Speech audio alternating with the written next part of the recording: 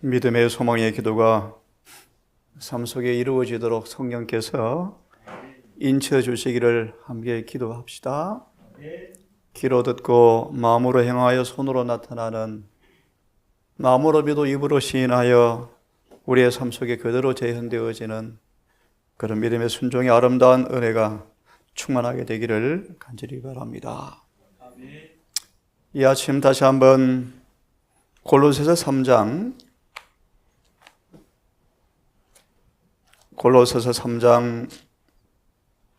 1절과 4절을 보면서 내 친구 나사로가 잠들었도다 내가 그를 깨우러 가노라. 그리스도 안에 감추인 사람들, 자아가 완전히 숨겨진 사람들, 로마서로 표현하면 그리스도 안에서 죽은 사람들, 삶 속에 처음으로 말씀을 드리면 죄와 시험과 유혹에 대해서 반응하지 않는 사람들, 죽은 사람들, 죄에 대하여 죽고 의에 대하여 산 사람들, 그런 사람들에게 죽음은 사소한 문제에 불과하다. 잠시 자는 것으로 표현합니다. 감추었다 말의 의미를 다시 한번 생각해 보면서 정말 저와 여러분들이 그리스도와 함께 죽고 물무더기 묻혀서 고호장 17절처럼 이전 것은 지나갔을 때 보라 모든 것이 새롭게 되었도다. 다시는 사단이 시험과 유혹을 우리 마음의 발판을 다질 것이 없는, 예수님처럼 죄의 유혹에 밀려나지도 끌려가지도 바울처럼 세상의 흥미를 잃어버리는, 애착과 이기심과 교만과 자존심과 명예와 모든 부분에 관하여 흥미가 사라져버리는, 감추어지는 그런 사람만 의인의 부활에 참여할 것입니다. 그 말의 의미를 생각해 보려고 합니다. 골로새 3장 1절과 4절을 다시 제가 읽습니다. 그러므로 너희가 그리스도와 함께 다시 살리심을 받았으면, 이런 질문을 드려볼까요? 함께 살리심을 받았으면 이란 단어, 함께, 그 증거가 뭘까요? 그것이 로마서 6장 3절의 말씀이요, 새 생명 가운데 행하게 하려 하심이라. 4절은 죄의 몸이 멸하여 다시는 죄의 종로로 사지 아니하게 하려 함이라. 이는 너희가 죄에 대하여 죽었고 그리스도 안에서 살리심을 받았음이라고 성경은 말합니다. 함께라는 단어, 함께요, 함께. 함께 살리심을 받았으면 위의 것을 찾으라. 위의 것. 거기는 그리스도께서 하나님 우편에 앉아 계시느니라. 스데반 같은 사람요, 돌에 맞아 죽을 때 이 우편을 응시하죠. 응시하자. 그는 죽음의 공포는 사라져버렸고 돌로 치려는 사람들의 광경이 시야에서 사라져버렸다. 그는 그분 앞에 감추어져 버렸어요. 돌로 맞으며 그가 자니라. 예? 위의 것 생각하고 땅의 것을 생각지 말라. 너희가 죽었고, 3절의 말씀, 이는 너희가 죽었다. 어떻게 합니까 여러분? 죽었다. 방금 말씀을 드렸죠. 이전 것은 다 지나가 버렸다. 입맛까지, 취미까지, 생각까지, 사상까지, 습관까지 바뀌어 버렸다. 오늘 저는 환영 예배 때 구원이란 성경의 명확한 대답, 이런 제목으로 말씀을 드릴 것입니다. 왜요? 대다수가 구원에 관하여 쏘가 있습니다. 라오디게아 교회가 특별히 그렇죠. 3절을 다시 읽습니다. 이 너희가 죽었고 너희 생명이 그리스도와 함께 하나님 안에 감추었음이라. 그리스도 안에 감추어지면 마지막 나팔 소리가 날 때까지 그분 안에서 잠잘 것이다. 지리의 소망 527페이지 말씀이에요. 다시요. 그분 안에 감추어지면 마지막 나팔 소리에 고전 15장 51절 52절의 말씀, 사일전 4장 16절의 말씀,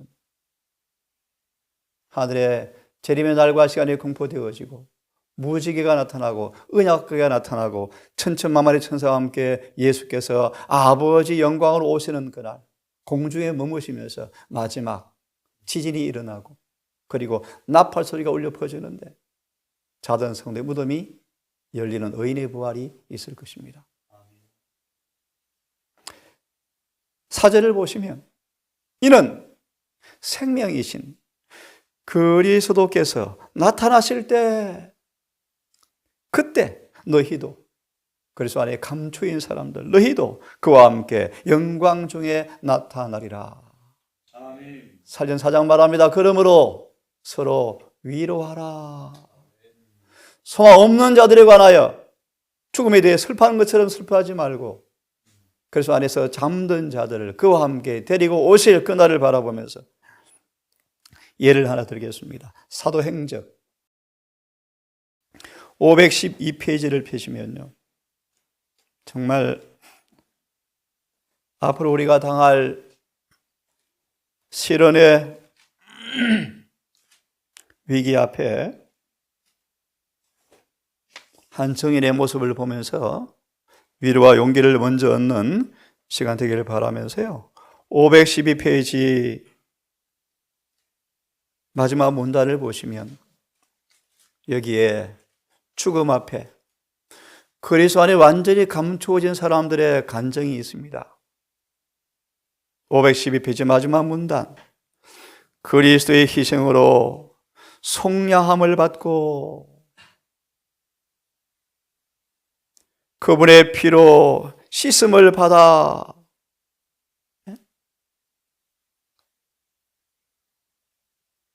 칭의와 성화가 다 포함되어 있죠. 감옥에서 건져내어서 이제 깨끗이 씻어서 그분의 의를 옷 입은 용서받고 의에 참여하여 계시록 7장 14절 이들이 누구노이까? 그리스도의 피로 그들의 옷을 씻어서 희귀한 사람들입니다. 계시록 3장 4절 5절에서 사덕에 흰옷 입은 사람들을 가리켜서 그들의 세속에 물들지 않게 그들의 옷을 빨아서 희게 입은 사람들입니다. 속량을 받고 피로 죄의 씻음을 받아. 여러분 구원의 정의가 나와 있습니까? 구원이 뭡니까? 죄가 씻겨진 거예요. 이것이 구원입니다. 여러분 암이 없어져야 나은 것이죠. 세상의 암 치료는 이렇게 의학적으로 정의합니다. 5년 생존율을 보면서 암 치유되었다. 거짓이죠. 왕하 2장에 그분의 치유는 재발하지 않습니다. 맞습니까? 그것이 구원이요, 구원이요. 그래서 언제 구원인이 쳐집니까? 집행여유가 끝나고 충성이 증명되어서 다시 하늘에 옮겨 놓아도 하늘을 더럽히지 않을 사람으로 증명되셔야 돼요. 대장토로 말씀을 드리면 용서받고 의에 참여하여 품성이 율법과 조화되는 것이 판명될 때 인을 칩니다. 계시록 7장 2절 4절의 주석에 인을 받을 때까지는 구원이 완성이 됐다 안 됐다? 안 됐다. 왜요? 잃어버릴 수가 있어요. 놓칠 수가 있어요. 타락할 수가 있어요. 그러므로 빌립보서 2장 12, 13은 뭐라고 말합니까? 너희가 나 없을 때에도 항상 복종하여 두렵고 떨림으로 너희 구원을 이루라. 이는 너희 안에 생하시는 하나님이시니 자신의 기쁘신 뜻을 위해서 너희를 따라하십시오. 무엇을 두고? 무슨 말이에요? 한마디로 말하면 하늘은 스스로 돕는 사람을 도와요. 오늘 정말 예쁜 기도하셨어요. 이 기도가 삶 속에서 기억되어서 하루 살아가시면서 이 기도를 이루어 가셔야 돼요. 그것이 의무요, 의무. 기도해놓고 잊어버리고 막 살아가면 아무 의미가 없어요. 그럼 때때로 기도하고 무서워 성령을 간구하고 깨어서 기도하면서 아침에 한 기도가 삶 속에서 어떻게 사단이 방해하는지를 간파하고 성령을 구해서 이기는 그 일에 우리의 소원, 매 순간 내가 그분의 의지의 뜻을 굴복시키는 그 소원을 따라서 주님께서 행한다는 사실을, 다시 말하면 협력한다는 사실을 잊지 않기를 바랍니다. 참 아름다운 말씀이죠. 희생으로 성령을 받고 그분의 피로 죄의 씻음을 받아 그분의 의를 옷 입은 바울은 그의 영혼이 구속주 보시기에 귀중하다는 사실에 대한 증거를 몸소 가지고 있다. 그의 생명은 그리스도와 함께 하나님 안에 감추어졌으며 죽음을 정복하신 그분께서 당신께 디모데전서 1장 14절입니까? 예, 후서요. 위탁한 것을 지키실 수 있는 것을 바울은 알았다. 그의 마음은 마지막 날에 사전 4장 16절 마지막 나팔의 순간에 호련히 변화하리니, 마지막 나팔, 마지막 날에 내가 이를 다시 살리리라 라는 구주의 약속을 붙잡는다. 그의 생각과 소망은 주님의 재림에 집중된다. 그리고 사형 집행인의 칼이 내려올 때, 그리고 죽음의 그늘이 순교자의 주위에 모일 때, 순교자의 최후의 생각은 그 큰 부활의 날에 그의 첫 생각이 그럴 것처럼 하늘의 기쁨으로 예수님을 영접할, 자신을 영접하실 생명의 시여자를 만나는 재림의 그날에 온 마음이 모아지면서 그는 자는 것처럼 순교를 당했습니다.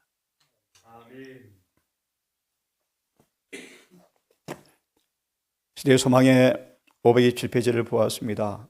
감추어진 사람들.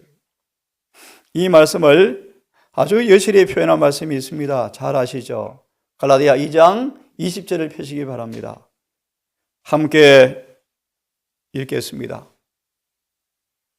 의인의 부활에 참여할 사람들, 나사로처럼 사망의 사슬을 깨뜨리고 무덤에서 부활시켜 나올 사람들의 모습을,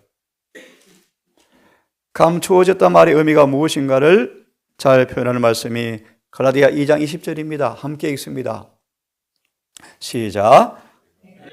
그리스도와 함께 십자가에 못 박았나니 그렇게 이제는 내가 산 것이 아니요 이제는 내가 산 것이 아니요. 읽습니다. 오직 내 안에 그리스도께서 사시거니와. 다시 한번 감추인 사람들이죠. 계속요. 이제 내가 육체 가운데 사는 것은 나를 사랑하사 나를 위하여 자기 몸을 흘리신 하나님의 아들을 믿는 믿음 안에서 사는 것이다. 아멘. 이 시간 잘 알지만 한번 정리를 해보겠습니다. 예. 어제 저는 사도 바울이 행전 24장 15절의 말씀이죠. 의인과 악인의 부활이 있을 것입니다. 부활이 몇 개가 있습니까? 의인과 악인의 부활이 있습니다. 의인과 악인의 부활을 또 성경은 뭐로 표현합니까? 요한복음 5장을 다시 펴기를 바랍니다. 짤막하게 정리를 해보겠습니다. 28절, 29절의 말씀. 아주 기본적인 성경 구절입니다. 행전 24장 15절에 바울이 신문을 당하죠. 법정에 끌려가죠. 왜 끌려갔습니까? 부활한다는 진리를 선포하니까 잡혀갔어요. 그런 바울이 재판장에서 피고인석에 앉아서 이제 변론을 하는데 뭐라고 변론합니까? 의인과 악인의 부활이 있습니다. 바울아, 내가 미쳤도다. 부활이 사람들이 믿을 수가 없죠. 예, 의인과 악인의 부활이 있습니다. 요한복음 5장은 이렇게 말합니다. 함께 읽습니다. 28절 9절 말씀 시작. 이를 기억이지 말라. 무덤 속에 있는 자가 다 그의 음성을 들을 때가 오나니 선한 일을 행한 자는 생명의 부활로, 악한 일을 행한 자는 다 정리합니다. 의인과 악인의 부활, 생명의 부활과 심판의 부활. 또 어떤 부활이 있습니까? 뭐로 부활을 묘사하죠? 계시록 20장. 의인과 악인의 부활, 생명의 부활과 심판의 부활. 또요, 아시는 것처럼 첫째 부활과 둘째 부활. 둘째 부활이라는 말은 없지만 둘째 사망이 있는 걸 미루어 볼 때 뭐가 있다는 것입니까? 둘째 부활이 있죠. 20장 4절을 보시면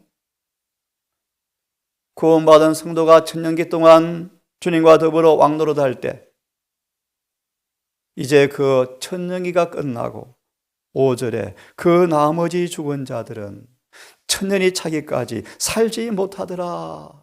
그럼 천년이 차면 살아납니까? 무슨 부활입니까? 둘째 부활이죠. 누가 부활합니까? 악인이 부활하죠.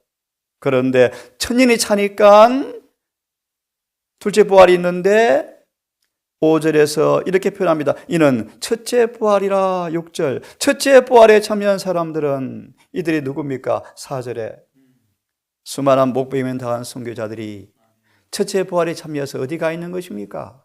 하늘에 천년기를 보내고 이제 내려올 때 뭐가 있다? 둘째 부활이 있다.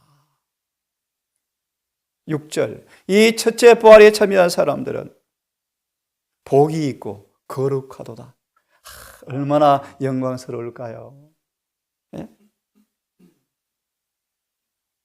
둘째 사망이 그들을 다스릴 권세가 없고 도리어 그들이 하나님과 그리스도의 제사장이 되어서 천년 동안 그분과 더불어 왕노릇하고 난 다음 천년이 차면 사탄이 옥에서 놓인다 말의 의미는 둘째 부활에 참여한 부하들이 이제 다시 만들어지니까 사단이 뭐한다? 움직이기 시작한다 그런 뜻이. 할 일이다 그런 뜻이. 의인과 악인의 부활이 있습니다.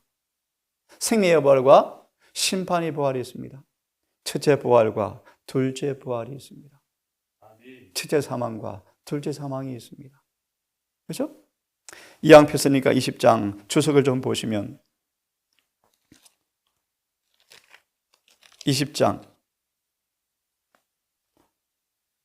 5절 6절을 보시면 이 부활에 참여한 사람들의 모습을 설명합니다. 참고로 여러분, 나사로의 부활은 이런 부활은 사실 아닙니다. 나중에 보겠습니다. 나사로는 또 죽습니까? 또 죽어요. 나사로는 영원한 불멸의 부활이 아니에요. 죽은 생명을 살리는 부활이었지. 하늘에 가는 그런 부활은 아니에요. 차이는 있습니다. 일단은 20장 주석을 좀 보겠습니다. 둘째 부활의 저주의 표. 미리 말씀을 드리면 생명의 부활, 의인의 부활, 첫째 부활에 참여한 사람과 심판의 부활과 둘째 부활과 악인의 부활에 참여한 사람들은 모습이 완전히 달라요. 어떻게 다릅니까? 첫째 부활 때에는 모든 사람이 다 불멸의 금강미를 가지고 나오겠지만 둘째 부활 시에는 모든 사람에게는 저주의 흔적이 역력히 보이는 모습으로 부활한다. 의인의 부활에 참여할 사람들은 죽을 때 모습이 아니에요. 늙은 모습이 아니에요. 병든 모습이 아닙니다. 불멸의 모습으로 아름다움을 가지고 부활할 것이다. 근데 둘째 부활에 참여할 사람들은 죽을 때 모습 그대로 부활해요. 꼬꾸러지고 늙고 병들고 초췌하고 네로처럼 공포에 질린 모습으로 부활할 거예요. 모든 사람에게 저주의 흔적이 역력히 보일 것이다. 모두가 다 무덤에 내려갈 때와 같은 모습으로 나온다.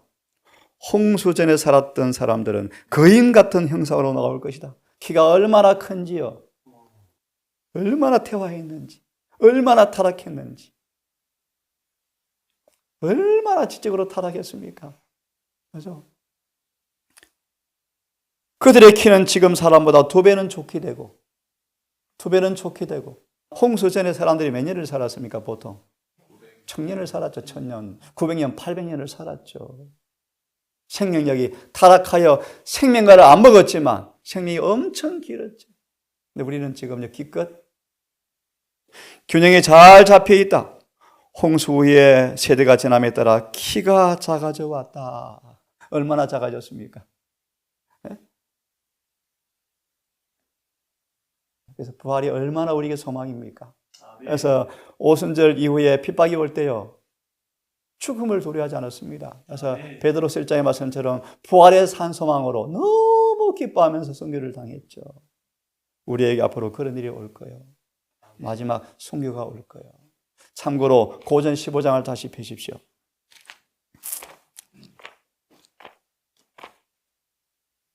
고전 15장.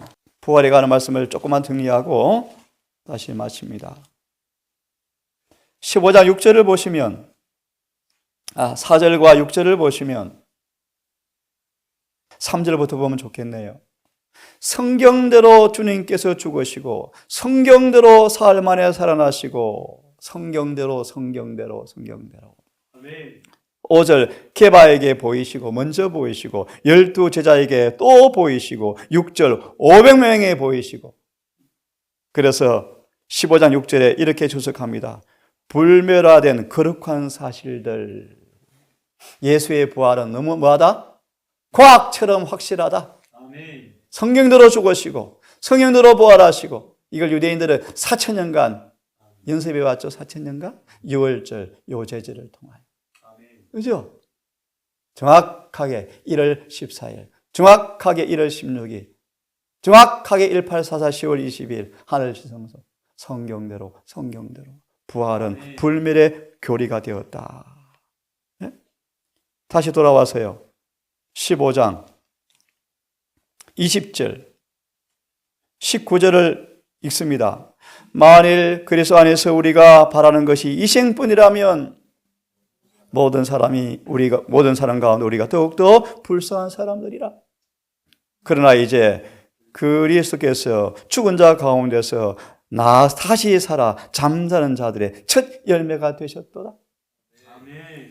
하늘의 소망을 붙잡고 매일매일 왈데인슨처럼 40년간 쿰난 동굴에 살았던, 햇빛 안 보고 살았던 그들이 불평 한마디 없이 땅 일구고 먹고 예배드리고 영원한 재림을 바라보며 살았던 그들처럼 우리 또한 온 마음으로 위의 것을 바라보고 살아가시는 모두가 되기를 진심으로 바랍니다. 20절 그러나 이제 그리스도께서 죽은 자 가운데서 다시 살아서 잠자는 자들의 첫 열매가 되셨도다. 사망이 사람으로 말미암았으니 죽은 자의 부활도 사람으로 말미암는도다. 예수를 통해서 이루어진다는 말씀이겠죠. 그러므로 아담 안에서 모든 사람이 죽은 것처럼, 이러므로 예수님을 둘째 아담으로 표상하죠. 그리스도 안에서 모든 사람이 삶을 얻으리라. 같이 읽습니다. 시작. 그러나 각각 자기 차례도를 되리니 먼저는, 그래서 요제절, 예수께서 먼저 부활을 원형으로 표현했죠. 모형으로. 그 다음요, 다음에는 그리고 강림하실 때 그에게 붙은 자요. 이 사실을 불멸한 진리로 세우기 위해서 모세를, 또요 그분이 돌아가실 때 많은 무덤들을 열어서 먼저 하늘에 들어갔죠. 그리고 나사를 부활시켰죠. 처음에는 주님이요, 그 다음에는 강림하실 때 그에게 붙은 자요. 그럴 때 26절 같이 읽습니다. 시작. 그래서 우리가 첫째 부활에 참여할 때 부활한 의인들이 뭐라고 외칩니까? 무덤을 바라보면서 사망아 너희 쏘는 것이 어디 있느냐? 이기는 것이 어디 있느냐? 죄의 근능이 죄는 율법이라. 이 주석 하나 쫙 읽고 마치겠습니다. 15장 주석을 펴보시면요, 요제의 원형이신 그리스도라는 말씀 쭉 생략하고 최종적 부활의 견본 예수님이셨죠. 15장 22, 45 죄인에게 두 번째 기회가 주어진 읽어보시고 42, 52만 읽고 마치겠습니다. 무덤 속에 내려갈 때와 똑같은 물질로 이루어지는 것이 아니고요, 부활할 때는 인간의 네 번째 줄, 인간의 정신과 품성은 무덤 속에 그대로 들어갈 때 하늘에 보존되어지지만, 부활할 때 모든 사람은 각각 자신의 품성을 갖고 태어날 것이지만 하나님께서 호흡을 주실 때, 뼈를 주실 때, 죽을 때와 꼭 같은 모습은 나오겠지만 병에서 자유함을 받은 아무 흠이 없는 모습으로 나올 것이다. 그리고요, 이건 하늘에 가서 다 이해하겠지만요, 각자의 얼굴 모습도 그대로 가지고 살아날 것이다. 네, 아주 최고 이뻐지게 나오겠죠. 이 말에 이렇게 이해합시다. 서로 다 알아보는 모습으로 부활할 것이다. 아멘. 그죠? 하지만 서로 알아볼 모습으로 부활할 것이다. 그렇게 이해하면 되겠습니다. 따라서 친구들이 서로 알아볼 것이다. 아멘. 네? 하나님께서 사람이 죽기 전에 몸을 이루고 있던 그와 꼭 같은 물질의 원소를 되돌려 주신다는 것은 자연에는 그런 법이 없다. 하나님은 의롭게 살다가 죽은 사람들에게 기쁘시게 할 몸을 주실 것이다. 아멘. 바울은 밭에 뿌린 곡식 알갱이가 썩었지만 새로운 나달이 나온다. 새 것이죠. 옛 것이 아니죠. 그것처럼 우리 육의 몸은 영의 몸으로 다시 살 것이다. 그 다음은 여러분 각자 읽어보십시오. 예, 우리에게 부활이 있습니다. 아멘. 죽은 자가 반드시 살 것입니다. 의인과 악인의 부활. 또 뭐요? 생명의 부활과 심판의 부활. 또요? 첫째 부활은 언제 있습니까? 둘째 부활은요? 우리만 아는 특별한 교리가 있죠. 셋째 천사의 기별을 믿고 죽은 사람들은, 특별히 여기 저와 여러분들은 특별 부활에 참여할 사람들입니다. 언제요? 재림 전에요. 얼마나 놀라울, 재림의 광경을 다 눈으로 볼 사람들이요. 그래서 복이 있을 거예요. 기도합시다. 우리 아버지, 우리를 살리시려고 독생자를 내어주셨습니까? 성경대로 죽으시고 성경대로 부활하셔서 하늘 우편에 오르신 우리 주님, 나사로야 나오너라는 말씀을 통하여 부활의 교리를 불멸화시킨 주님, 믿는 자에게 죽음은 자연사는 아무것도 아니며 사소한 것이며 잠자는 것이라고 말씀하신 주님, 이 영원한 부활의 소망을 마음에 품고 속량을 받고 피로 씻김 받고 그리스도 안에 감추어진 바 되게 하셔서 사단 마귀가 침례 요한의 시체를 만지지도 건드리지도 못했던 그 은혜가 우리 모두에게도 응하게 하시고, 혹 우리가 잠잘지라도 부활의 날까지 천사가 지키고 잠시 피곤한 몸을 침대에 누워서 자고 일어나면 새아침 불멸의 모습으로 부활하여 헤어진 친구를 만날 것이며 주님을 만날 그 부활의 소망이 있음을 감사합니다. 아버지, 오늘 어느덧 한 주가 지나갔고 예비일이 다가왔습니다. 아버지, 이런 하나님을 우리의 구주로 모신 것을 참으로 감사하며 기뻐하며 오늘따라 기도처럼 우리가 한 마음이 되어 살게 해 주시옵소서.